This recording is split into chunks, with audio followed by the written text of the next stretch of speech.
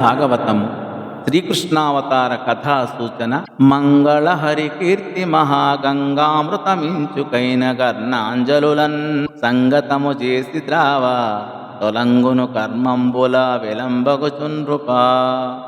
ఓ రాజా పరీక్షిత్తు, శుభకరమైన విష్ణుమూర్తి కీర్తులు అనే అమృతమయ గంగాజలాలు ఎంత కొంచెమైనా చెవులు అనే దోషులతో ఆస్వాదిస్తే సకల కర్మలు నశించి తొలగిపోతాయి అని ఈ పద్య భావము. వనజాక్షుని మందస్మిత ఘనకుండల దీప్తిగండ కలితాననమున్ వనితలు పురుషులు జోచుచు అనిమిష భావంబులేమి కలయుదురదిపా.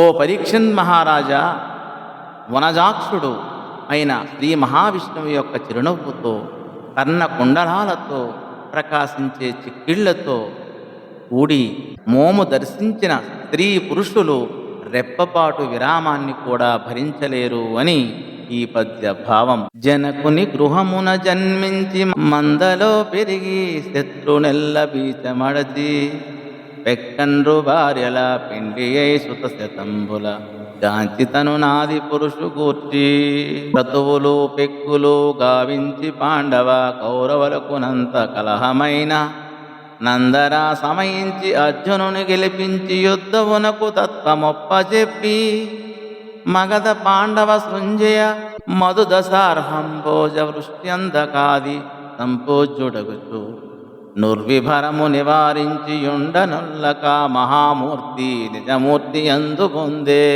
శ్రీమన్నారాయణుడు తండ్రి వసుదేవుని ఇంట పుట్టి వ్రేపల్లెలో పెరిగి శత్రువులను నాశనం చేశాడు. అనేక మంది భార్యలను వివాహం చేసుకొని వందల కొలది పుత్రులను కన్నాడు. ఆది పురుషుడైన తనను హరిని గురించి అనేక యాగాలు చేశాడు. పాండవ కౌరవుల మధ్య జరిగిన యుద్ధంలో అందరినీ రూపుమాపి అర్జునుని గెలిపించాడు. యుద్ధమునకు తత్వమును తెలియజెప్పాడు. మాగధ, పాండవ, సృంజయ, మధు, దశార్హ, భోజ, వృష్టి, అందకాది వంశాల వారు అందరిచే పూజింపబడుతూ భూభారం తొలగించాక ఆ తేజోమూర్తి ఆత్మమూర్తిలో కలిసిపోయాడు అని ఈ పద్య భావం.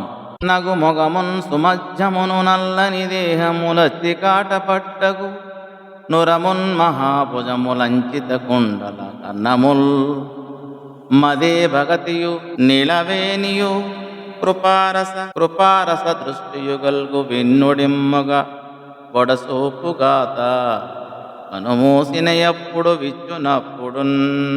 చిరునవ్వులతో కూడిన ముఖము, చక్కని నడుము, నల్లని దేహము, లక్ష్మీదేవి వసించే వక్షస్థలము, గొప్ప భుజములు, అలంకరింపబడిన కర్ణకుండలాలు, చెవులు, మదపుటేనుగ వంటి నడక, నల్లని కురులు, దయారసం తొనికిసలాడు చూపులు కలిగిన శ్రీ మహావిష్ణువు సదా కన్నులు మూసినప్పుడు తెరిచినప్పుడు పన్నుల పండువగా కనిపించుగాక అని ఈ పద్య భావం. ధన్యవాదం.